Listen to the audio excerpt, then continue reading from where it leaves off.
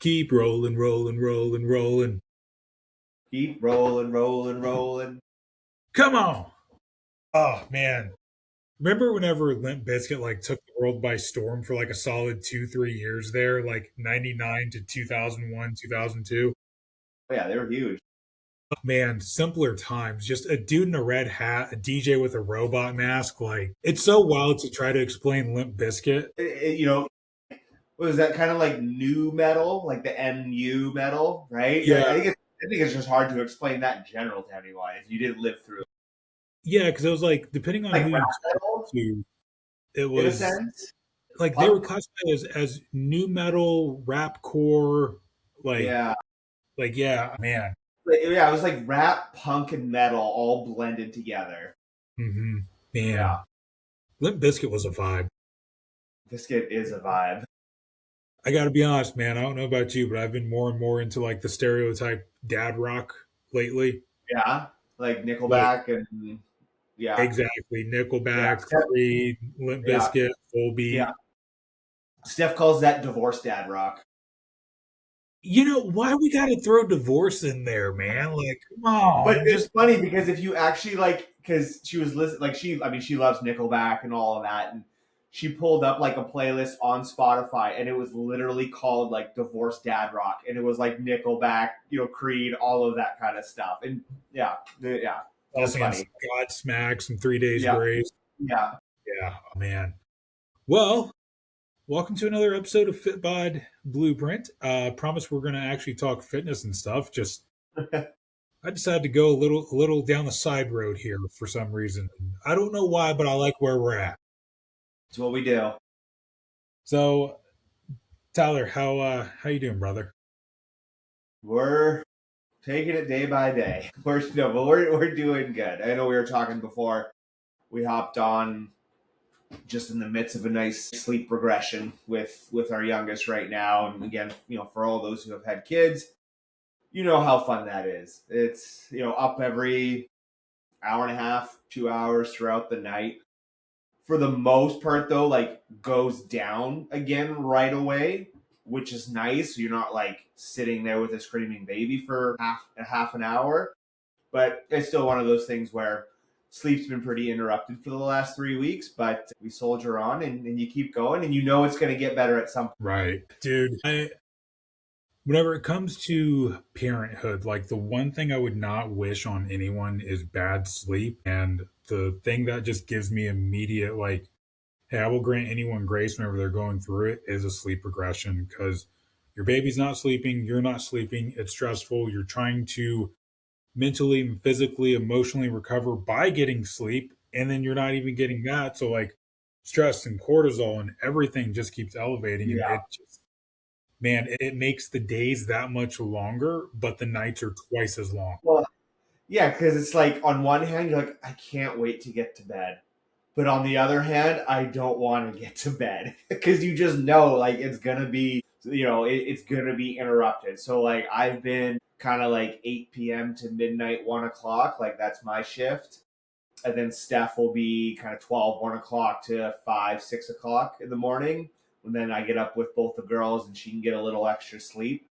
So I mean, there's been a couple nights where like I just haven't gone to bed till midnight because it takes me like once I've turned off my book, like about 45 minutes, an hour to actually fall asleep. Hmm. Well, when you've got a baby waking up every hour or two, well, guess what? It makes it pretty hard to fall asleep. So, so yeah, there's been a couple nights where it's up till midnight, put her down, I climb into bed, fall asleep, up at 6. So, a couple 6 hour, 5 hour nights, but that's what caffeine's for. I always say fingers crossed that it's a short-lived sleep regression. Yeah. I, Google says 6 weeks. Google says up to 6 weeks. We're halfway there. living on a prayer. Yeah. As long as she is good by the time we get to Mexico, which is in 16 days. Kind of don't care outside of that. I mean, hey, that gives you 2.5 weeks, brother. Yeah. Yeah, I know. So, knock on wood. Man, I know Ellie was going through a sleep regression our first family vacation, and we had rented out a condo on the beach, and there was people on both sides, and the very first night, she was just red faced, screaming like she's exhausted, she's tired, but she's not falling asleep. And there's nothing wrong with her, right? Because Yeah. I She's just immediately overtired, started going through like, worked okay, herself up. Yeah. yep, yep. And I remember at one point the boomer couple next to us are like pounding on the frickin' wall. And I'm What do you want me to do? what do you want me to do? Yeah. Like, You take. I paid to be here as much as you did. I'm Yeah. sorry that my kid is going through a sleep regression. Don't know what to tell you though, but pounding on the wall in the middle of the night, not helping anything. So No. finally it got to the point where I would just like I would pound back, but I would do like different beats. So I would do like I would hit them with like Yeah. Red Yeah. Nation Army, We Will Rock You. I'd go Yeah. bomb, bomb, smack. It's like, Oh, that's dude, amazing. Yeah. like because I remember the very first day we were there during the day, we saw them because it was one of those like walkout back patios. And I see them sitting on the back porch. Ellie's like also teething, so she's going through all of that. And like I'm holding her. I've got the like, you know, little teething ice freezer toy things in their mouth. And like I see them and I remember them just rolling their eyes at me. And I'm like, this is gonna end up being a problem tonight. Yeah. I need to be Like, prepared. I need to yeah. be ready to be creative. So then the next day, I'm having coffee, and Ellie again is just like exhausted, tired. So I'm sitting on the back patio having coffee. The husband comes out and he goes, "You know, you really should do something about your baby." And I went, "What's your fucking solution?" And Really, I hadn't thought of that. I was like, "You know what doesn't help? You pounding on the freaking wall at like Yeah. 2 o'clock in the morning while I've got a screaming baby. Don't you think that if I could get her to quit crying, I would? It's called a Yeah. sleep regression, jackass. You have all the world's information in your phone. Why Yeah. don't you look that up? And that's how you educate yourself and be just 1% smarter today." And it's like kind of what's crazy is like no one feels worse than the parents themselves, right? Because they're tired, they're exhausted. They understand it's probably annoying to some other people, right? Like having a screaming. Yeah, I don't Right. like it either. Like, I'm aware. That's also why I am the most like I'm the most gracious person on a plane. Like I don't care that babies are on a plane. I don't care that babies are out in public. Like they're yeah, going to cry. It's what they do. Hell, it's yeah, what we've all done at some point. yeah, But then the people on the other side of them, because like we've both got our voices a little raised at this point. People on the other side come out and it's this mom and she's like, "What the hell's the matter with you? He's got a baby. I heard you pounding on that wall at 2 o'clock in the morning. You keep doing this shit. I'm going to go down to the front office and we're going to get you removed from here. We ain't paying money for this. This is a family spot. You don't like it? Book somewhere else, asshole." And I'm nice. like, yes, yes, parents unite. That's awesome. That's awesome. Like, it takes a lot to fire me up to that point with people, but I just remember like instant switch going from like I feel bad because hey, I can't help this and we booked this a year in advance like everyone Yeah, else does. yeah, All right, screw you. You want to go there? I'm the mayor of there. Let's yeah, go. yeah. Oh yeah. Anything to do with kids, it's an instant switch to Hulk mode. Yeah. So, speaking of instant We are going to switches, talk about fitness. that is kind of what today's topic is ultimately about. Now, GLP-1s for the last 6 years have just really been front and center. And for someone who doesn't know what a GLP-1 is it's a gastric peptide that your body will naturally produce. And what this does, it helps to better regulate your blood sugar levels. It helps to reduce your appetite. So your hunger signaling and your hunger cues are suppressed. Now, most people, whenever I say a GLP-1, are probably thinking of most people incorrectly label this as the original GLP-1, but it's actually not. It's like the third generation. These have been Yeah. around for a while, like Oh yeah. liraglutide. was available before semaglutide, but semaglutide, better brand name known as either Ozempic or Wegovy. Now, they're both the same thing. It's just a matter of one is what's sold if you're a type 2 diabetic, the other is sold if your diagnosis is for weight loss slash obesity. Now, there's also some additional ones that have come out. So you have your trizepatide, which is a dual agonist. It's a GLP-1 agonist and a GIP agonist. So this is now working on two different pathways. So this one also starts to kind of rewire the brain. And the interesting thing about trizepatide, which is Mounjaro slash Zepbound, is that they're now using it to study for helping to reduce addiction. Yeah, which is really cool. Yeah, So they're using it for like drug addiction treatment. They're using it for alcohol addiction treatment as well. Obviously, we're going to be a ways away from truly knowing like, hey, is this just kind of anecdotal stuff that people are reporting versus does this actually work time and time and time again, repeat the same result with multitudes of tests, right? So the next one that's out there for a GLP-1 is retatrutide, which is still in phase 3 clinical trials, but likely moving to phase 4. I see some reports online saying end of this year, beginning 2027, maybe. And this adds on an extra pathway, which is the glucagon receptors, which is really cool because they've studied glucagon receptor agonists just by themselves, right? And they find that it burns fat incredibly well and it preserves muscle. But by itself, it's incredibly expensive to produce. And that's kind of been one of the drawbacks for it. But now that they're able to pair it, it's kind of like you're giving these medications an extra lever each time. So instead of pulling 100% and opening that valve 100%, it's like, okay, I can open this one 30%, this one 30%, this one 30%. And there's even a cagrilintide, I believe is how you pronounce it, that it's a I'll be honest, I don't know a whole lot about it other than I know it's working similarly to the semaglutide as a GLP-1 and I know it's doing something else specifically for rewiring the brain kind of similar to the GIP component of trizepatide, but this one's still fairly new. So I'm not going to talk too much on this one. And really the topic of today is essentially do you really need one, how to figure out like is this worth talking to your doctor about.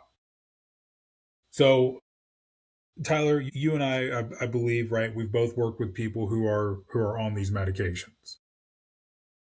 at the moment, I actually don't think any of mine are. Yeah, surprised. Like maybe not surprised. Yeah, Okay, so I do tend to work with people, again, my background being I've kept off over 120 pounds. I tend to work with people that it's a little bit longer history of obesity. So I'm not surprised. But it's also I like having that perspective as well because I truly feel that 95% and hey, 80% of all statistics are made up, but I truly feel like 95% of people that are on these peptides, and this isn't a me bashing peptides before any of the gym bros come out. I've used TB 500, I've used BPC 157, yeah, love them, yeah, absolutely love them. But specifically, whenever we're talking about dieting, fat loss, these GLP ones, the majority of people jump to them too quick because yes, they're powerful, yes, they work, but they should be a part of your system, not the entire system. yeah. Yeah, because I think what you're already seeing is that people are still starting to rebound after they're complete, or even after a couple of years of being on them. You're still seeing some type of rebound where like maybe they're just out eating their hunger, right? Where in the sense of like it kills your hunger, but you're still eating too much, right? And like no matter how magical or powerful these drugs are, you're not going to outstrip the laws of thermodynamics and biology, right? Those have been around for millions and billions of years, right? And so you're still starting to see, like, in the studies, people are starting to gain that weight back. And I mean, we've talked about it before, and how, without these, like, you're still seeing people regain the weight back, within 1 year, 2 years, right? And that's the majority of people who diet, right? We're talking up to like 80% of people. And so, maybe it's extending the period of time, right? And maybe it's increasing the percentage of people who are not regaining, but we're still seeing the same trends, right? And so it kind of continues to come back to we don't have a dieting problem. We have how we go about it problem, right? How do we view dieting? How do we go about the process? And so, yes, if you are someone where these drugs make sense and they're going to help you with your hunger signaling, and if you've got 100 pounds to lose and it's something you've always struggled with, then, like, yeah, this is probably going to be something for you. But they're not going to teach you anything, right? You still need to learn some valuable skills, things that you are going to need to change in your life to help continue to keep that weight off. You didn't get to 100 pounds overweight by accident, right? Well, it's kind of that same thing. Is like, you're not going to just accidentally keep that 100 pounds off. Like, there has to be tangible things that you are doing and working on that is going to help you for the rest of your life, right? And I think, those drugs, like the peptides, it kind of gives you almost a good opportunity to work on some of those things and make it easier with you're not having to deal with high levels of hunger, which you and I have both dealt with before in our various dieting phases, right? Like, see our last episode on my preps, like, right, like the high levels of hunger. And so you almost want to, like, take advantage of this opportunity of, like, hey, the hardest thing about a diet is the hunger, right? And so if we can eliminate that, we are eliminating one of the hardest things that people deal with. Like, that's not easy to do. Like, and I kind of mentioned it, and I'll let you go after this. Um, I'm reading a book right now, and it's about a shipwreck from the 1700s, true story, and it's around the Cape, Horn of Africa. Like, there was no food, and how quickly hunger takes over and just makes us into just pure animals, right? Like, hunger is such a hard thing to deal with, where, like, you lose, like, all sense of your humanity. And so, granted, we're not taking it to those extreme levels when we're dieting, but I still think we can kind of extrapolate from there of, hey, we eliminate a hunger aspect, man, it's going to make things a lot easier. Yeah, and it's funny, you're even seeing more people in the bodybuilding space, like Well, competitors using these GLP-1s. yeah, And again, like you said, they're going to eliminate the hunger side of things. That is very real in those last 4 to 10 weeks of a hard prep. That it is very real. Your hunger is going to be very high, your energy is going to be low. So it's like, hey, you have all these things that suck because of how low your calories are and how low your body fat is. And now we're going to at least eliminate one of those problems. It's very appealing. And again, that's for like bodybuilders. Well, these become even more appealing for a general population that we have so much constant diet culture, constant body image, reminders. It's just the way our society is built. And I'm not saying I love it, but it's a part of the real world. So many people, I think the first thing is there's almost always a sense of desperation, right? And usually that desperation is also tied to some type of a timeline for something. And if we think about the way that the majority of our like very first calls have typically gone, it's, oh, I want to lose weight for this. I want to, be at this point for this vacation or for this wedding, or again, the one I always like, I've just gotten to the point that I legitimately laugh on the call when someone says, my goal is I want to lose 30 pounds and it's for someone else's wedding. I yeah, laugh, and they're like, why are you laughing? I go, because no one is looking at you. Every eye is on the bride. no, no Everyone one's is gonna care. the couple that are paying for the photos that you're not getting a copy Yeah, of. Yeah. They're not sitting down every year on their anniversary to look through their wedding photo album to find pictures of you. No one gives a Yeah. shit. Yeah. No one cares how you looked on their wedding day. I can't tell you what freaking color dress my mom wore on my wedding day. Yeah. Yeah. I Right. don't know. I don't care. I don't know what color shirt my nephew was wearing. Nothing. I can't tell you anything about it other than I was starving all day long. Yeah. And it Whenever was I really look at freaking photos hot in of the middle of summer. our wedding, I'm looking at my wife. That's it. I will flip through if it's a picture where she's not in it, I don't care. Yeah. I know. But sorry for the tangent. I'm going down a lot of side streets today, so Yeah. we're just cruising along here. Yeah. It's all good. People wait and they wait and they wait and they wait. And then it's like, okay, well, I'm going to try to diet. They go to an extreme. I'm going to go no carb, or hey, I'm going to go carnivore, or I'm going to eat vegetarian. Not that vegetarian automatically equals calorie deficit, because you can still be a vegetarian and eat in a calorie Yeah. surplus. Just a little But, harder. right, like Yeah. the calories in an Impossible Burger are way more than the calories in a 93.7 burger. Yeah. I'm pretty sure Pop Tarts are vegetarian, right? So, Yep. So there we go. But they try something that it is a 9 out of 10 level difficulty. They're not successful with it, and they think that every diet is a 9 out of 10. When, look, I'd say that the easiest diet is probably like a 6.5 out of 10, which is what I try to really promote. And there's several key components here: high protein, high fiber. You're just reducing volume of certain foods like rice, potatoes, pasta. Like, don't cut them out. But if you would normally do like a full cup serving of cooked rice, try going down to like a half cup, or start a small. lot, Go with like a three a lot of quarters. rice. Like, a cup of rice is a lot. Hey, look, I'm Puerto Rican, Yeah. rice and beans, baby. But like, make small tweaks. Increase your protein, increase your fiber intake. If you're a male, you're getting under 30 grams of fiber a day. Try increasing it to like 30 to 40 grams a day. If you're a female and you're getting under 20 grams of fiber a day, try increasing it to like 20 to 35 grams of fiber, somewhere in there. You're going to feel full. You're going to feel full from the protein too. You're going to make that hunger significantly better just from food. Yeah. And I mean, I know this isn't necessarily dieting tips 101, which might be a good one for a future podcast. But yeah, like, along with the GLP-1s, it's kind of learning that true hunger signaling, right? And like, what is actually hunger?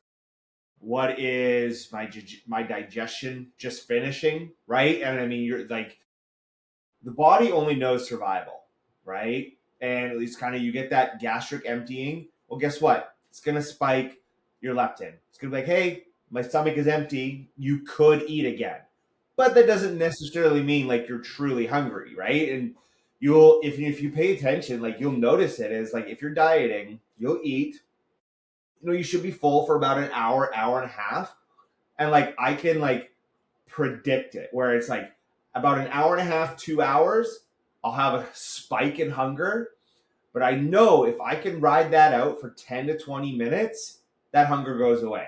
And then I'm good for another couple of hours until my next meal, right? And so just even then being able to pay attention, learn to your hunger signaling, what is true hunger, what is just being bored, what is just like biology of like, okay, well, yeah, like it's my body's telling me I could eat, but that doesn't mean I have to. And if I know I wait 10, 15 minutes, I'm going to be fine, right? And I mean, like you said with the fiber, yeah, like I find you're really trying to space that out throughout the day. Like for myself, I'll have my lunch, my midday meal is my biggest fiber meal of the day because I know between that lunch and dinner, that just tends to be when I'm the hungriest, right? But I also know I like saving about 900 to 1,000 calories for my dinner. Like I like having that be a bigger meal. So my post workout and my dinner will be my bigger meals, and then my lunch is a little bit smaller, but that's where I get pretty much most of my veggies in, right? So I'm kind of playing that game of okay, if I can push my lunch to 1 o'clock, I know dinner's around 5:30.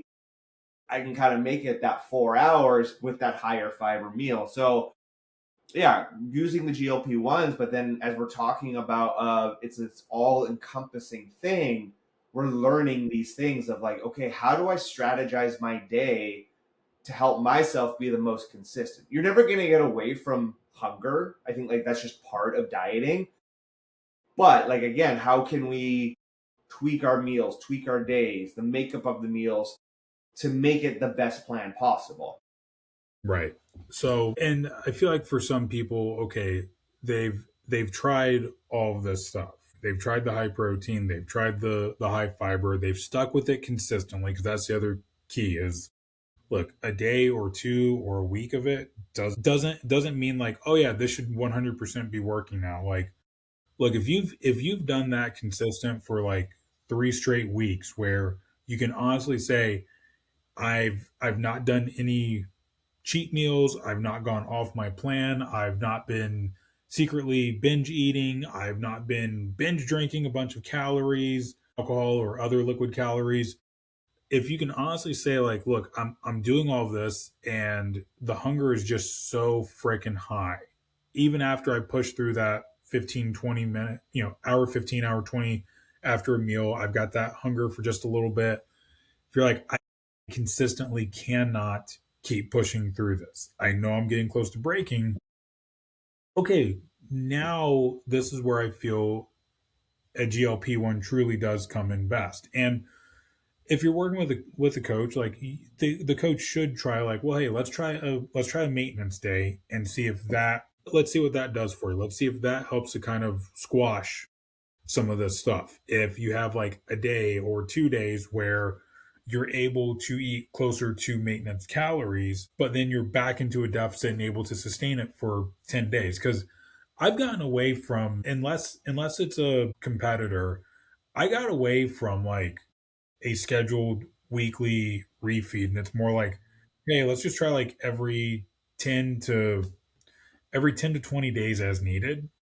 Well, I've been fine. Like, yeah, I mean, sorry not to like butt in there, but like, even so, like for myself, like, I kind of just plan them around social events, right? Like, oh, I know, like, we got a social event coming up. All right, like, I'm just gonna take my refeed then. Like, tomorrow is, our first like date night in like almost 2 months. We're going for happy hour. All right, like, I'm gonna take a maintenance day. Like, boom, and then you almost just try and work them into just your life, and when do they make sense? Because again, this is not diet tips 101, but look at your monthly average, right?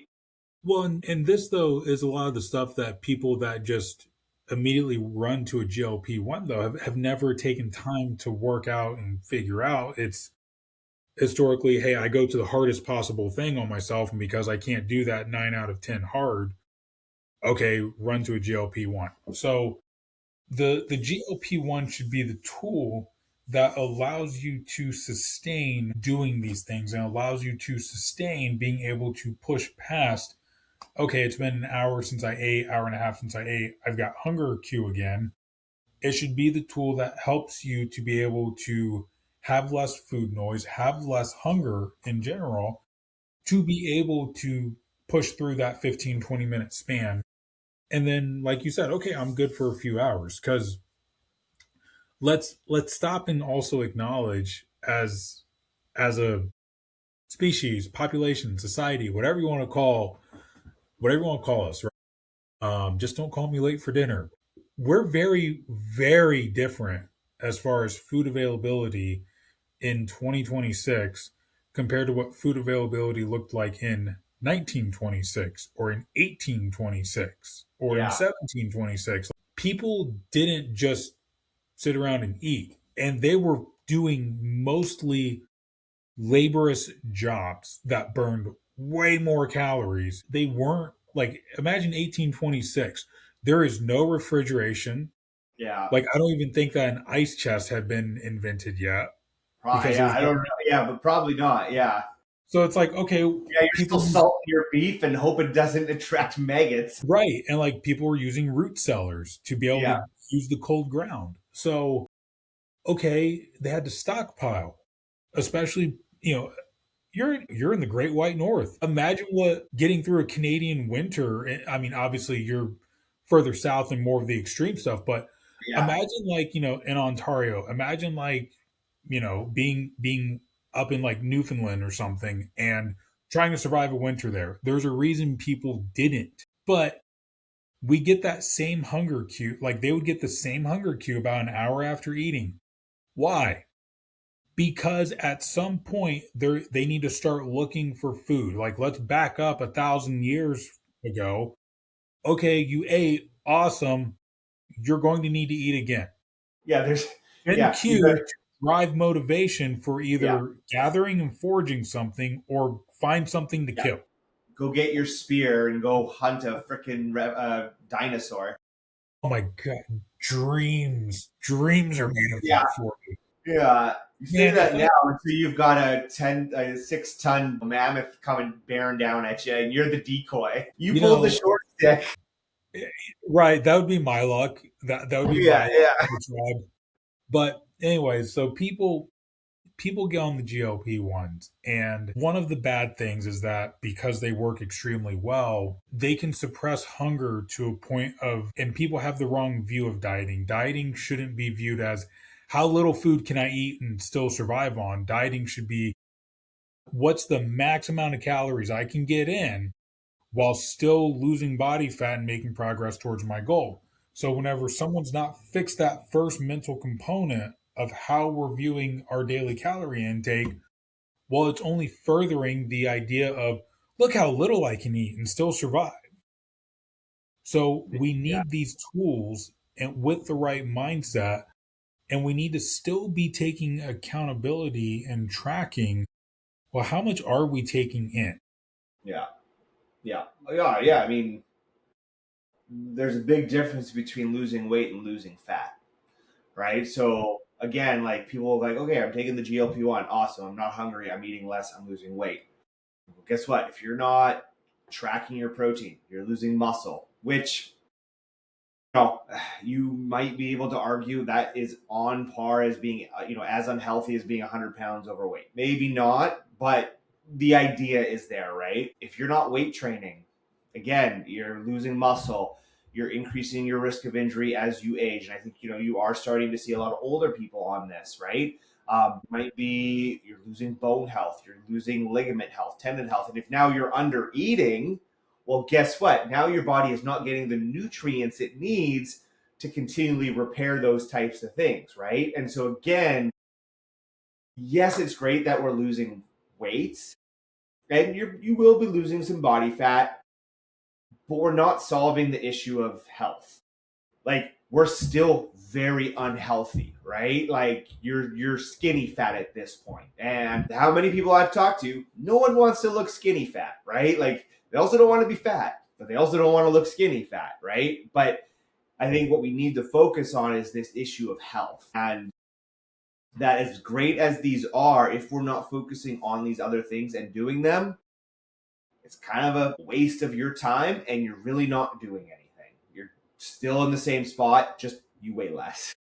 And people end up disappointed whenever they've done a diet, and even before GLP-1s became all the rave, like everybody knew someone that they did a crash diet, they lost 30, 40, 50 pounds or more, but then when it was done, it was like, okay, you're just kind of a smaller scale version of yourself, like your physique Yeah. hasn't changed.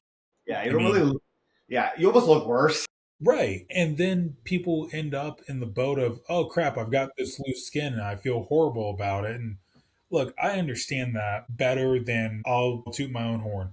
I understand that pain better than the majority of fitness coaches because I have it, because I've lost a significant amount of body fat.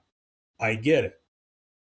But it's even more reason why the best thing to do for loose skin is make sure you approach fat loss with the right approach.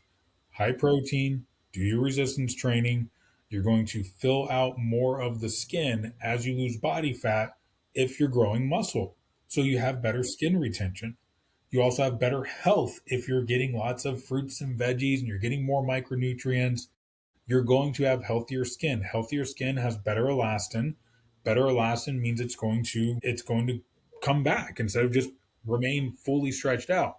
Now there's still going to be some loose skin, but I'd rather have loose skin. I'd rather someone have 20 pounds of excess skin because they lost 200, 300 pounds of body weight, 100 pounds of body weight. Like, I Yeah. would rather someone do that because, again, these medications should be used by people where their health is in question, either because of diabetes or because of their weight. Like, if I'm just going to say it, unless you are 6'3" or taller, probably being over 250 pounds is not good for your long term health. I don't know of many people that make it to 80 that are over 250 pounds. Yeah. And this is coming from someone who was well over 300 at some point in his life. If getting on the GLP-1 starts the progress for you, because we never know how much time we have. Tomorrow's not promised. We get anxiety when we think about the future because we're trespassing because tomorrow's not promised. My grandfather, my paternal grandfather, dropped dead of a heart attack getting out of his shower at 55 years old. His pericardial sac ruptured. He was dead before he hit the ground. Now, he was not an overweight man, but he wasn't healthy, obviously. We all know of someone like, hey, did you hear so and so died? He was only in his 30s. He had a heart attack. It's unfortunate. I'm not downplaying it, but we all know of someone, or we Yeah. have that like 2 or 3 degrees of separation of someone Yeah. that's what happened to them. And more oftentimes than not, hey, it's someone who they probably need to lose the weight fairly quickly. We had a guy in my high school that he was probably like 5'2", 5'3", and he was almost 400 pounds. Jeez. He had a heart attack the morning of graduation. That's He was a grade insane. ahead of me. He had a heart attack the morning of graduation. He survived that, but I think he passed away within 2 years. Yeah. That is a prime example of someone that, look, you need serious immediate intervention. You need to Yeah. start getting enough weight. You need 100, and someone that big, someone who is morbidly obese, it's not uncommon, it's not unhealthy if that person were to lose 2 pounds a week, Yeah. realistically more, but let's say on average 2 pounds a week for a year, you drop Yeah. 100 pounds a year, you're going to have major improvements to your health. Yeah. But the GLP-1 should make it so that you can still do these fundamentals we've talked about. Yeah. Because usually like up to 2% of your total body weight is kind of like where you would want to be on a per week basis. So yeah, like at that, like if you're dropping 2 to 4 pounds a week, like that's, man, you lose 50 pounds, right? At that level, you're gonna notice those improvements, right? So yeah, I think the important thing is that I do think that they need to be reserved for people like in that, within that context. Like if you have 10 pounds to lose, 15, 20 pounds to lose, and you're already like, I think our perception of what fat is can be very convoluted. Most people I talk to, like, oh, I'm so fat. I'm like, you know what? Like, you're actually in pretty damn good shape for the majority of the population, right? Like, I think we get skewed a little bit because everyone's on Instagram, everyone's following fitness models and think like, well, that's what the majority of people are, right? I'm sorry. I don't, I think you're being lazy if you're hopping on GLP-1s. Now, I can understand it where it's like, myself personally, I think it might be fun to just experiment with it and like, hey, to understand what a client might be feeling and going through as they're going through a GLP-1. Sure. Okay. Like, I think that there can be some validity to that. But yeah, I'm sorry if you got 10 to 20 pounds to lose and like that's what you're doing. That's not for you, right? Like these are, I think, really meant like these are meant to be life saving. Right. Obesity, yeah, and this might be controversial in some circles. Obesity isn't necessarily a choice, right? Like there is a lot that just goes behind it. Then that person's just lazy, right? Like there's genetics, there's DNA, mental health issues. like there is a lot behind it, right? And so if this is something that can cut through a lot of that initial noise to help that person get healthier, then that's great, right? Like we want that barrier of entry to be as minimal as possible. And that's going to vary for a lot of people depending on their genetics, their socioeconomic stat. Like there's so much that's going to go into it, right? So like I do think that there still always needs to be a serious conversation and making sure that we are maybe exhausting all options before. But yeah, I do believe it should be reserved for people where the situation is, if you don't lose this weight, you are going to die within a year, Yeah. whatever, right? But like a There's lot of a those, there's a time frame that a doctor can say your weight is going to likely cause you something that causes your death within these next X amount of years if we don't get this off. Look, I've been through it. There's, like you said, there's a lot of factors that go into it. Every bit of bariatric research that's come out in the last 15 years points to, more often than not, there's a genetic component. Now, there's also usually emotional components. There's, like you said, socioeconomic components to this. I absolutely know for me, and it's not like there's just one answer. Like, oh, it's only this one thing for every person. Like for me, it was a combination of things. Like, yeah, sure, my genetics. I very much take after my mom and her side of the family whenever it comes to my metabolism, whenever it comes to my features, my characteristics. Like a lot of that stuff I get from my mom's side. My sister gets it from my dad's side. She struggles to stay above 100 pounds, which is a completely different struggle, right? So there's also the emotional side. Like I was absolutely using food. I was doing emotional eating. I was binge eating, like because I was lonely. I ate because I was happy. I used food as a reward. My yeah, grandmother was like a second mom to me. She overfed because that was one, her love language. Two, she was a child through the Great Depression. So what do you do with babies? Feed them because you love them. that's a whole different, like that right there introduces a whole different level of things to just even consider talking to a client, right? Like, okay, like we have no idea what that level of hunger is like and what that mentality is like. Like we just have zero concept of that, right? And so yeah, just to then even start to discuss that and how someone views food is just different. Yeah, it's crazy. Oh man. Well, I know we're starting to run up Yeah, on our time. And this is a longer one for us. We usually keep these at like 30 minutes. yeah, But so we may continue this conversation. So my kids are on spring break and won't be recording something next week, but we may continue this one. I don't yeah. know. I think it's good. Super quick. I'm just gonna do a would you rather. Okay, Pokemon trainer. Your choice for a starter is I'm gonna go full evolutions here. Your choice for a starter, Beedrill. Okay, Let's go with Gengar, and lastly, let's go with Rapidash. I quick looked it up. I'm gonna go Gengar because I think I mean that's the most you're gonna be more powerful against the the majority of the Pokemon out there. From what I can remember, like you have like some pretty good flexibility in TM moves that you could probably teach it, but you're still getting like Sleep, Dream Eater, Yeah, Psychic, you can Confusion. teach it Thunderbolt. I think you can teach it Yeah. Earthquake, So like Fireball.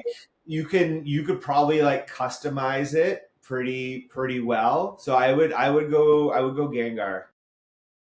I think Gengar is like one of the most slept on Pokemon from at Yeah, least from like our generation because it's like man, and maybe it's because like you couldn't get him in the game without trading because he was a trade evolution. yeah. I mean, But special attack is up to like 130. It's got fairly decent speed. So yeah, I mean, yeah, and doing poison, so like you can always have some of that lingering damage Toxic there. is So such a good move. yeah, I think that's good. Yeah. All right. So It's I great. I Force. Sorry, I I just like quick Googled it and I was just like looking. Yeah, I could learn Thunderbolt, Poison Jab. he's Curse almost was a at that same Curse was a level. really good one. He's almost that same level of like a pseudo legendary, like, Yeah, you know, like Thunder, yeah. Shadow Punch. I'm Yeah, going I'm going Gengar as well. Gengar's pretty good. So yeah, All right. Well, thank you all for listening. Please be sure to like, share, subscribe, leave a comment. If there's ever any topics you want, please feel free to send a message, leave a comment, and we will catch you on the next one. Bye. cheers.